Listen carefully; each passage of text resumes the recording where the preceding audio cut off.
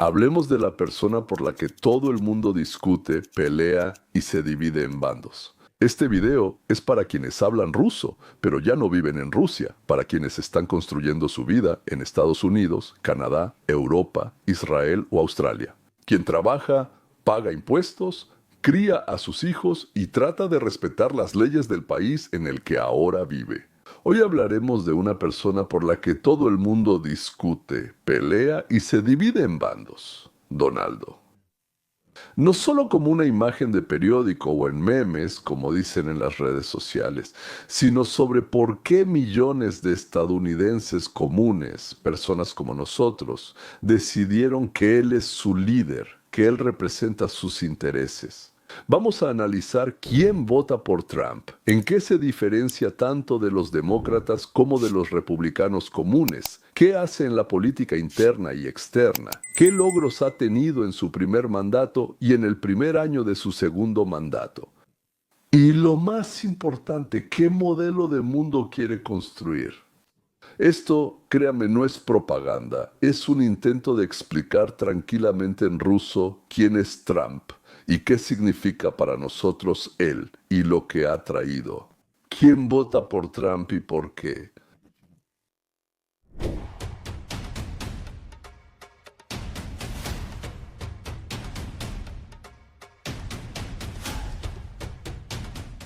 Si le creemos a los medios, entonces por Trump votan algunos marginados extremistas.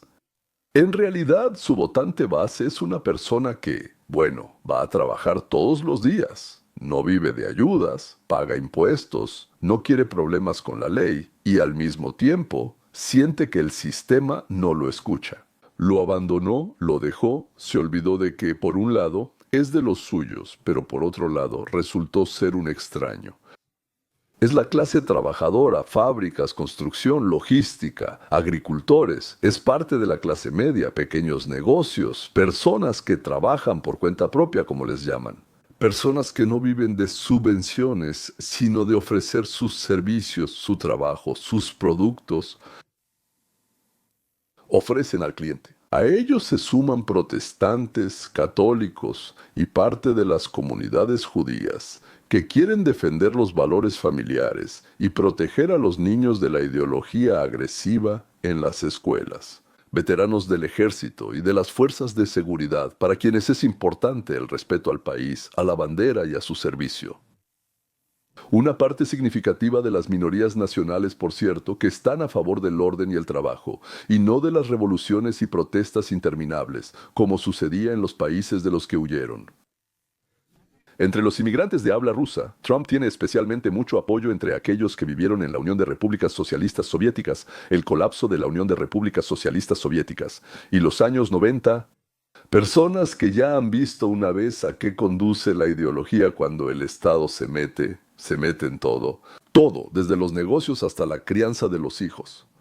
Para ellos, Trump no es un héroe perfecto, es una persona que habla en un lenguaje sencillo, promete menos burócratas para que haya menos de ellos. Me refiero a menos ideología impuesta desde arriba y más respeto por quienes trabajan y pagan impuestos.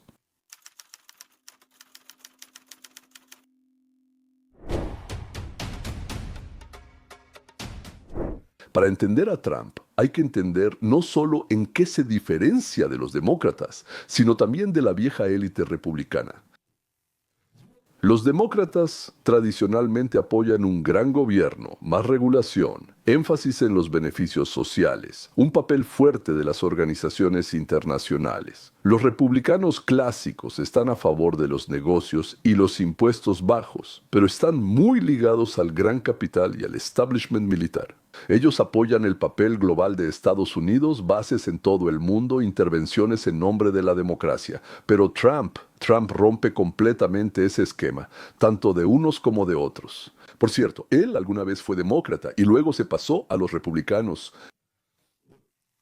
Trump tiene la siguiente ideología: psicología y puntos de vista. Para una persona del espacio postsoviético, esto se puede traducir de la siguiente manera. Los demócratas son el partido de la ideología y la ingeniería social. El viejo establishment republicano es el partido de las corporaciones y la maquinaria militar.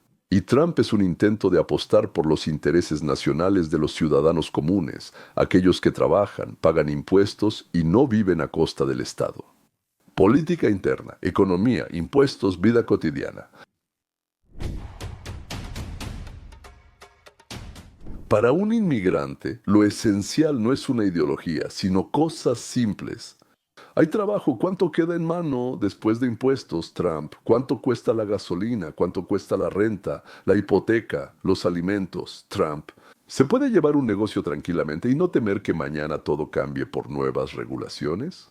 El enfoque económico de Trump se basa en varias ideas. Trump reduce la carga fiscal para los negocios y la clase media, y en general reduce las regulaciones que asfixian a las pequeñas y medianas empresas.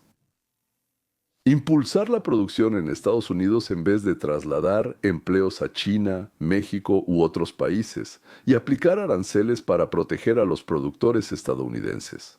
¿Qué significa esto para una persona común para nosotros? Si la economía crece y es más fácil para las empresas operar, entonces ni los negocios ni los empleos se van a otro lado y aparecen muchas más oportunidades y vacantes. La competencia por los trabajadores empieza a subir los salarios. La energía barata y una inflación razonable hacen que la vida sea predecible. Las personas que votan por Trump lo ven como alguien que pone en primer lugar su bolsillo y su trabajo, no ideas abstractas. Inmigración y seguridad.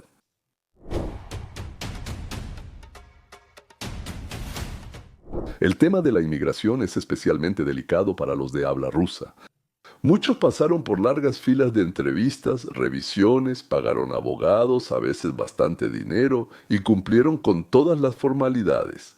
Al mismo tiempo, ven en la televisión cómo decenas o incluso cientos de miles de personas cruzan la frontera sin pasar por el proceso que atravesaron los inmigrantes legales. El enfoque de Trump hacia el tema migratorio es simple y cruel. Yo diría que sí, un país tiene derecho a controlar sus fronteras, punto. Un país tiene derecho a controlar sus fronteras. Un país sin frontera no es un país. Ilegal. La inmigración debe ser minimizada o eliminada por completo, lo cual, bueno, es prácticamente imposible, ¿verdad? Prioridad para quienes cumplen las reglas, tienen calificación, quieren trabajar y están dispuestos a integrarse, lo cual es increíblemente importante. ¿Cómo resultó? Sus críticos dicen que eso no es humano, sus partidarios responden que sí lo es. Es cuando la ley es igual para todos, y cuando un inmigrante que siguió el camino legal no compite en salarios con un ilegal que trabaja por menos y sin pagar impuestos.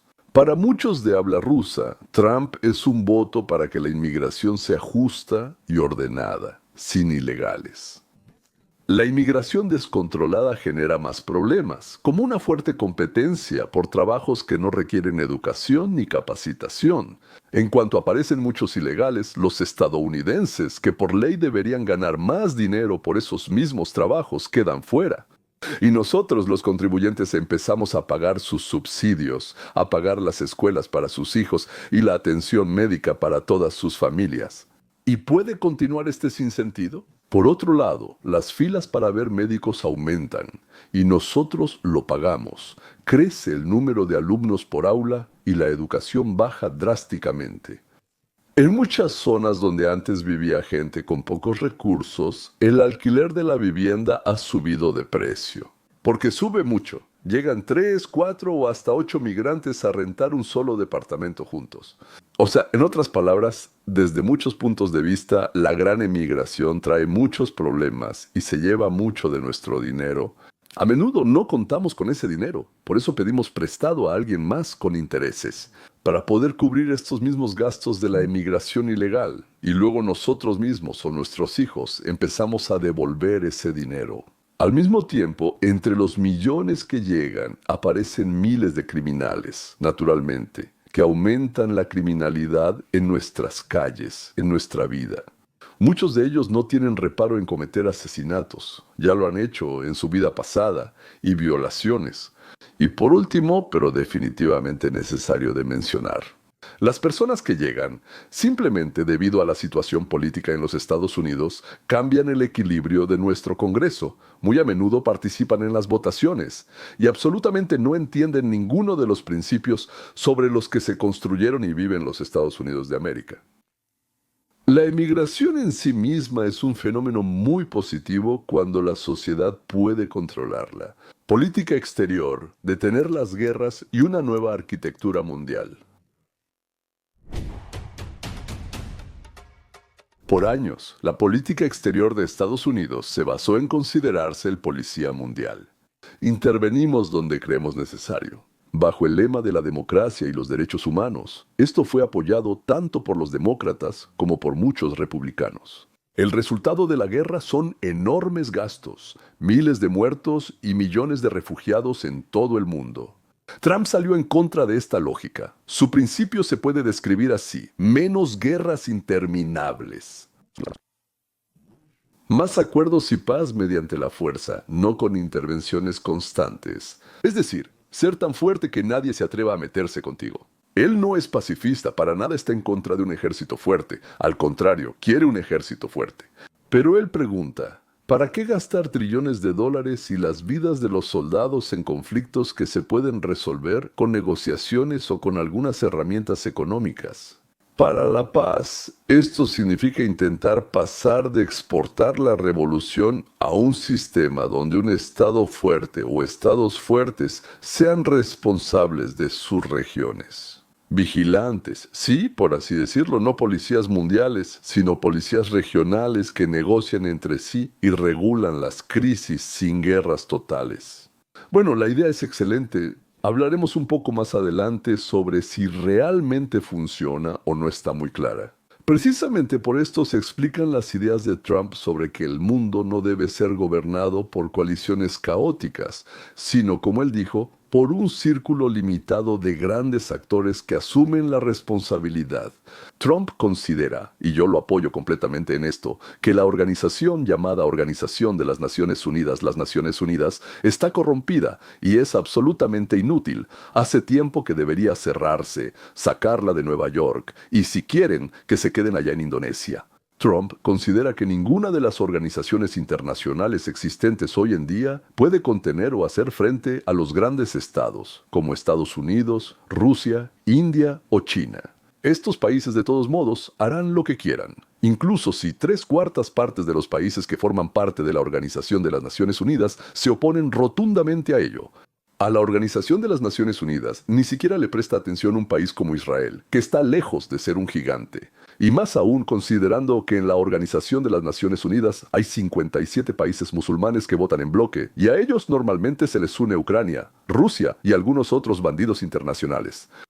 La votación nunca es justa, siempre es como quieren los musulmanes. Entonces, ¿para qué perder el tiempo, discutir o intervenir? Que voten todo lo que quieran. ¿Por qué las élites luchan contra Trump no por la vida, sino a muerte? Al ver con qué furia parte del establishment estadounidense, funcionarios, fiscales, jueces, políticos y parte importante de los medios, se ha lanzado contra Donald Trump. Parece que desde hace tiempo esto ya no es una lucha política. Es una lucha por la supervivencia. Una lucha política tan desenfrenada simplemente no ocurre. Porque para muchos de ellos la cuestión es literalmente así, o él o ellos. Durante décadas, alrededor del poder en Estados Unidos se ha formado su propio ecosistema, una red de personas unidas por dinero, chantajes, acuerdos mutuos y violaciones de la ley. Esto no es una teoría de conspiración, señores. Es simplemente el hábito humano de usar el sistema para beneficio personal. Funcionó en la Unión de Repúblicas Socialistas Soviéticas con Genghis Khan y hoy en día. La corrupción, el cabildeo, los esquemas con presupuestos, todo esto se ha rodeado de capas de abogados, consultores y fiscales que se cubren unos a otros. Cuando en 2016 Trump llegó desde fuera, sin el mandato de las viejas élites, sin el apoyo de los círculos de Washington, el sistema sintió una amenaza. Porque una persona con dinero y su propia agenda no obedece las reglas habituales, no le debe nada a nadie y por eso es peligrosa. Él puede destapar lo que durante décadas se escondía bajo una capa de bonitas palabras sobre democracia, justicia e igualdad. Y toda la demás tontería que les gusta decir, para la parte corrupta del establishment, especialmente aquellos que estaban en las estructuras legales y de poder, Trump es la personificación del juicio contra ellos mismos. Parte de los fiscales, jueces y empleados de los servicios secretos relacionados con encargos políticos sienten que si comienza una investigación seria, eso los afectará directamente a ellos. Vivían con la sensación de impunidad, pero ahora el miedo a responder por sus propias acciones se está convirtiendo en la fuerza impulsora. Por eso recurren a todo: fabricación de acusaciones, procesos politizados, maniobras legales astutas, presión a través de los medios de comunicación. Porque si este sistema se derrumba, también se derrumbará su inmunidad personal. Para ellos el regreso de Trump no es solo un cambio de poder, es una sentencia. De ahí vienen los intentos desesperados de detenerlo por cualquier medio, campañas judiciales y morales, acusaciones de extremismo, todo lo que se pueda usar, se usa. Incluso destruyen instituciones cuando la justicia se sustituye por cálculos políticos. Y la paradoja es que cuanto más activamente luchan contra él, más personas empiezan a entender que si le temen tanto a la verdad es porque tienen algo que ocultar.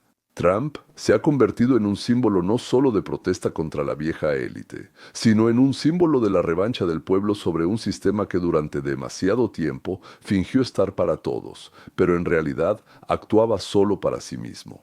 Continuación. Por eso, para ellos esta lucha es hasta el final, porque detrás de ella no hay política, sino un instinto de autoconservación. Inversiones, comercio y acuerdos internacionales.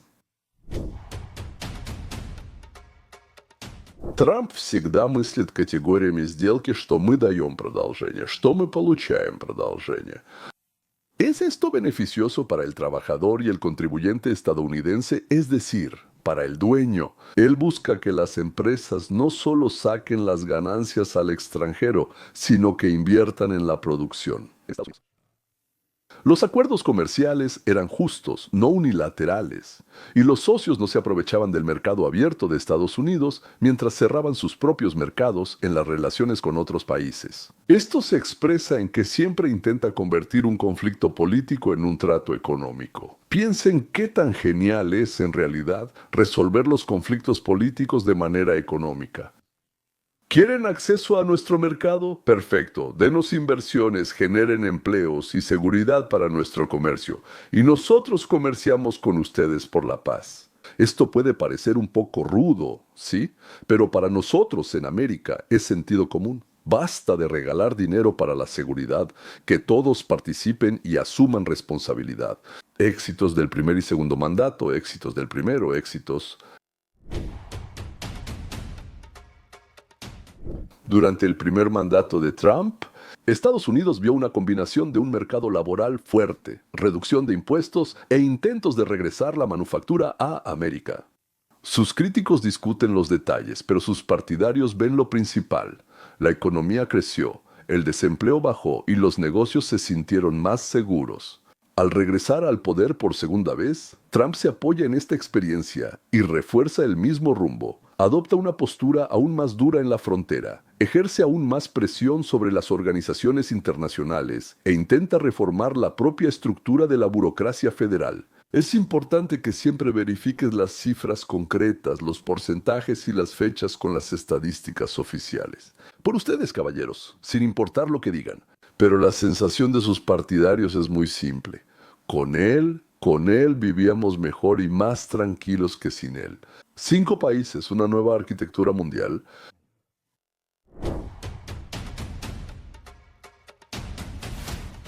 Trump, la idea de que el mundo avanza gradualmente hacia un sistema de varios grandes centros de poder.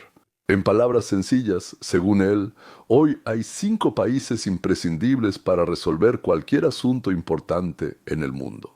¿Cuáles son esos países? Estados Unidos, China, eso está claro, sí, Rusia, India y Japón.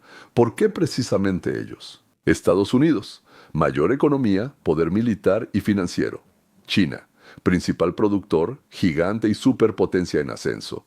Rusia, gran territorio, recursos, potencial nuclear y clave en la seguridad euroasiática. India, la democracia más grande, un mercado colosal, una fuerza militar y tecnológica en crecimiento. Japón es líder tecnológico, gran inversionista y aliado de Estados Unidos. En Asia hay otros países grandes, ¿no? ¿Por qué no Turquía, Brasil, México o los países árabes? Turquía es importante, por supuesto, pero a nivel regional y en gran medida depende de jugadores más grandes. Brasil y México tienen una economía grande, pero no poseen un poder militar y tecnológico comparable, ni el equilibrio o la influencia global. Los países árabes son importantes por sus recursos y geografía, pero están divididos y no actúan como un solo frente o centro de poder. Y la lógica de Trump en realidad es muy simple. Hay varias potencias clave. Ellas negocian entre sí, asumen la responsabilidad de sus regiones, tal vez de manera conjunta cuando se trata de asuntos entre ellas. En vez de guerras interminables, crean acuerdos, invierten y comercian. Para Trump y sus seguidores, ese tipo de mundo es mejor que el caos, donde cada conflicto se convierte en un tema para una intervención occidental interminable, en la que nos metemos en todos lados. Puede suceder que estos partidarios del país sometan a las regiones circundantes y terminemos teniendo prácticamente 5 potencias en el planeta. Bueno, esa opción existe. Y la pregunta es si lo que está pasando ahora es mejor que lo que podría resultar de eso. Pero lo más probable es que estos 5 países al mismo tiempo cooperen y compitan entre sí. Y por eso, imaginarse una completa subordinación de las regiones, bueno, de las regiones de dominio, vamos a llamarlas así, es bastante difícil. Por ejemplo, Estados Unidos seguirá ayudando a Taiwán, que claramente está en las inmediaciones de China y también de Japón, y Japón claramente va a cooperar con Corea del Sur. Al mismo tiempo, existen enormes regiones como el Medio Oriente, África, Australia, que en esta división no caen bajo ninguna categoría de influencia o zona de influencia. Es decir, no se trata de dividir el mundo en 5 partes, sino más bien de intentar transferir las principales soluciones de los conflictos, que siempre ocurren y entre muchos jugadores. Pero transferir las soluciones a manos de quienes tienen el poder de detenerlos, porque la Organización de las Naciones Unidas no tiene ese poder, sabemos bastante poco sobre los planes de Trump. Es decir, digamos no en detalles, no puedo empezar a especular sobre este tema ni inventar por él lo que se quiere decir. Pero claramente este todavía no es un esquema probado que representa, por así decirlo, bueno, a mí me parece mejor que la Organización de Naciones Unidas, que es asexual e impotente. O un mundo de pequeños y medianos bandidos sin supervisión, porque lo más aterrador, por supuesto, es un mundo de pequeños y medianos bandidos sin supervisión. Es decir, durante muchos años, ¿qué fue Estados Unidos? El llamado gendarme policial internacional. Sí, este papel, según la idea de Trump, se distribuye entre 5 países, cada uno de los cuales se encargará de su propia región asignada. Es posible que estos 5 países creen algún tipo de órgano consultivo que coordine sus esfuerzos conjuntos, pero sin derecho a intervenir en los asuntos internos de ninguno de los países participantes. En cualquier caso, esta es una nueva formación, un nuevo sistema. Tal vez salve al mundo de una inminente explosión de una bomba atómica, o tal vez deje todo como está. Parece que los subtítulos no empeoran las cosas. Y para concluir, ¿para qué necesitan todo esto los emigrantes de habla rusa?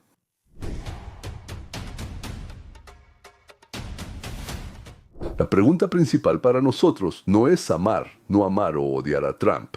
La pregunta principal es qué país queremos ver donde ahora vivimos y qué mundo queremos dejarles a nuestros hijos. Por Trump votan aquellos que creen que el gobierno debe meterse menos en sus vidas, en sus negocios, que las fronteras deben estar bajo control y que la economía y el trabajo son más importantes que los experimentos ideológicos. América, refiriéndose a su gente, debe ser fuerte, pero no tiene que luchar por medio mundo. Uno puede estar de acuerdo o en desacuerdo con esto, pero para tomar una decisión honesta en Estados Unidos, Canadá, Europa, Israel o Australia, hay que entender de qué se está hablando realmente. Personalmente, a mí me da absolutamente igual si la persona que fabrica las piezas de repuesto para el auto que mi mecánico arregla le pega a sus hijos los viernes. Cuando algo se me descompone, la verdad es que eso no me importa en lo más mínimo. Nunca le pregunto eso al mecánico. Y tampoco me pregunto si esas piezas las hizo una persona que le pega a su esposa los viernes. La verdad es que me da absolutamente igual cuántas piernas, brazos u ojos tenga. Hay una persona que inventó el software para mi programa de contabilidad. Es más, ni siquiera me interesa el color de su cabello, me da igual. Él baila alrededor del árbol o le cuelga juguetes, o le gusta talar esos árboles en el bosque. Todo lo que me importa, y hasta donde sea, todas las demás personas en el mundo también, es la calidad del producto y del servicio, la salud en general, el costo del producto y del servicio, y la estética, si es que tiene alguna relación con el producto. De la misma manera, me da igual si mi presidente es un fanfarrón o si el secretario de Estado le gustan las chicas jóvenes con las que viaja. Solo lo dije como ejemplo, no quiero decir nada con eso. ¿Y cuál es la orientación sexual del ministro de Defensa, al que ahora llaman ministro de Guerra? Sospecho que lo sé, pero eso no tiene ninguna importancia. Lo único que me interesa es si mi vida ha mejorado con ellos. Y eso incluye los gastos, la seguridad y la confianza en el futuro. Personalmente, durante los 4 años del primer mandato de Trump y casi un año de su segundo mandato, noté que ya no entraban al país oleadas de millones de migrantes. Las filas continuas disminuyeron, la cantidad de niños en las aulas empezó a bajar, 2 millones de personas. Aquellos que entraron ilegalmente ya se fueron. Incluso en las ciudades democráticas la criminalidad disminuyó. Dicen que ahora se puede caminar por Washington de noche sin preocuparse, algo que no se podía hacer ninguna noche en los últimos 20 años. Las incursiones de pandillas blancas y negras, que allá se llaman Antifa y Black Lives Matter, han disminuido considerablemente. Según los informes y los relatos, la cantidad de drogas que entraba al país disminuyó, si no en un orden de magnitud, al menos varias veces. A los miembros de las pandillas carcelarias los arrestan y los deportan, y de hecho los envían a prisiones en América Latina. Les pagamos a los guardias de prisión un buen dinero, desde su punto de vista, y nos deshacemos de los asesinatos de ladrones y violadores. Todos están contentos. Esto se llama en americano win-win. Todos ganan. Bueno, excepto los ladrones y violadores. También veo que el país fue saqueado sin piedad, incluso de manera legal. Veo que se hacía todo lo posible para engañarnos sobre cuántas personas votaron y por qué. Además, el Partido Demócrata siempre me dice que nadie está haciendo trampa. Pero entonces, ¿para qué abrir la posibilidad de hacer trampa si no piensan hacer trampa? De ninguna manera quiero decir que el Partido Republicano, o mejor dicho, Make America Great Again, siempre hace todo bien, que sus líderes son santos, no excepto Trump, no son santos. Pero sé que lo que está pasando ahora en el país sucede con un solo propósito específico. El propósito es lograr que en este país se desarrolle lo que alguna vez idearon y crearon los padres fundadores de esta nación. Es decir, la protección de la propiedad, la protección de la persona, la protección de la libertad, la protección de las instituciones que funcionan para el beneficio de nosotros. Por eso para mí Trump, con todos sus defectos y su falta de perfección, es un regalo del cielo.